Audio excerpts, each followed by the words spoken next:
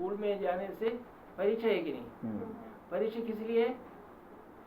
अगर पास होने के लिए। हमें 9 क्लास में है, 9 क्लास में परीक्षा देने से हम 10 में जाएगा। अगर परीक्षा नहीं किया तो 10 में फेल हो जाएगा। 9 क्लास में फिर उनको पढ़ना पड़ेगा। परीक्षा ये है, परीक्षा किस लिए है? हमें प्रमोशन मिलने के लिए, मैंने वो अपग्रेड होने के लिए। नहीं तो 9th क्लास से अगर 10 क्लास में हमको जाना है, हमको परीक्षा है। लेकिन विश्वासी नीति में भी हमें भी परीक्षा किस लिए है? हम लोग परीक्षा आने से हम बहुत गुड़गुड़ाते हैं, लेकिन क्यों मेरे जीवन में परीक्षा आया? परीक्षा नहीं चाहिए हमको। कौन बच्चे को जो परीक्षा नहीं चाहिए बोलते स्कूल में? जो बिल्कुल पढ़ते नहीं। जो पढ़े हुए लोग क्या बोलेगा? परीक्षा चाहिए, क्योंकि मुझे A+ मिलना है और A1 मिलना है, परीक्षा होने से तो चलेगा। अगर जो पढ़ते नहीं है वो बोलेगा कि ना कोई जो चलने दो, हमको थोड़ा सा पास मार्क चाहिए, है कि नहीं? तो यहाँ क्या है,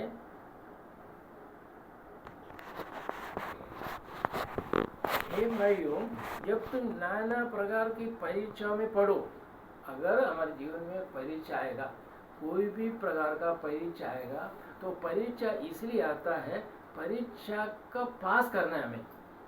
परीक्षा होने से हम कलीसिया जाना बंद करना, प्रार्थना करना बंद करना, बातें करना बंद करना, एक जगह पर चुपचाप हम बैठे रहना, ये सब क्यों आते हैं? परीक्षा की वजह से है। लेकिन परीक्षा की वजह से ये सब विषय हमारे जीवन में नहीं आना चाहिए।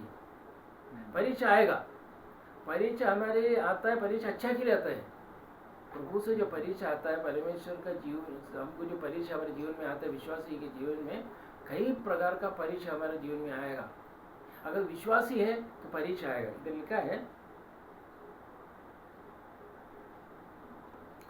ये मेरे भाइयों, जब तुम नाना प्रकार की परीक्षाओं में पढ़ो तो इसको पूरे आनंद की बात समझो। ये मुश्किल है ना?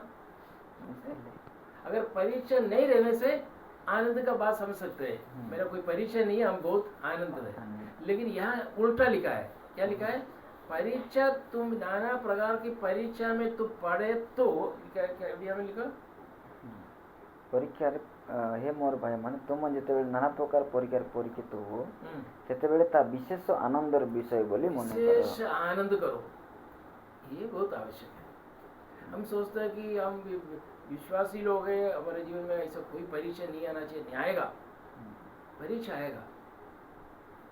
परीक्षा आने से हमें क्या करना चाहिए? हम विशेष रीति में, उड़िया में जो लिखा है ना, विशेष पूरे हिंदी में लिखा, पूरे आनंद की बात समझो, यही जानकर कि तुम्हारे विश्वास की परख के जाने से धीरज उत्पन्न होता है। मैंने एक परखने का, परखने का मतलब क्या है? जांचने का। मैं परखने का मतलब जांचने का। क्या कैसे जांचेगा? एक सोना अगर आग में डाल देगा तो वो जो बनाने वाला क्या देखता है? वो अपना चेहरा देखेगा। तो चेहरा दिखना चाहिए, तभी जो है वो डुप्लीकेट, उसका खराब सब निकल जाता है। वो जांचते हैं, इसलिए जांचते हैं कि हमारा असलियत आ जाए। हमारा जीवन में बहुत कुछ खराब विषय जो है, जो हमारा सोच में, हमारा चाल चल में, हमारा वातावरण में, सब कुछ जो सोच, जो गलत सोच हमारे जीवन में है, वो गलत सोच को क्या करना है? प्रभु परखना चाहता है। वो परखने के लिए क्या देता है? परीक्षा देता है। परीक्षा बहुत आनंद के साथ, खुशी के साथ उसको स्वीकार करो। इसलिए है कि पढ़कर मैं बंद कर दूंगा। तो इसको पूरी आनंद की बात समझो, ये जानकर कि तुम्हारे विश्वास के परख के जाने से धीरज उत्पन्न होता है। धीरज मतलब धैर्य, मैंने साहस हमें उत्पन्न होता है। इसलिए हमें परखना चाहिए। परखने के लिए परीक्षा चाहिए, परीक्षा में पास होना है। और उसके बाद 4 पद पढ़कर मैं समाप्त करूँ। पर धीरज को अपना पूरा काम करने दो, अपना पूरा काम करने दो कि तुम पूरे और सिद्ध हो जाओ और तुम में किसी बात की घटी ना रहे। कोई चीज का कमी हमारे जीवन में नहीं रहेगा। ये 2-3 विषय है। मैंने परीक्षा हो, परीक्षा में पास होना चाहिए।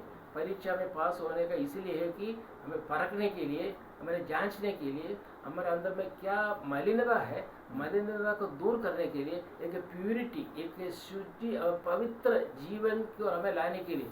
अगर हमारे जीवन में कहीं कलंक होगा, कहीं मलिनता होगा, ये आग में डालकर जैसे एक सोना उसको जो पूरे ये करते हैं, उसी प्रकार हमें इस परीक्षा में डालकर हमें परखने की वजह से हमारे अंदर का जो मलिनता जो है वो हो सकता है कि क्रोध हो, या हमारे बातें हो, हमारे चलने का हो, हमारे दूसरों के साथ जो व्यवहार हो, जो भी हो, ये परखने से क्या कि हमारा जो अशुचि वस्तु जो है हम दूर हो जाएगा।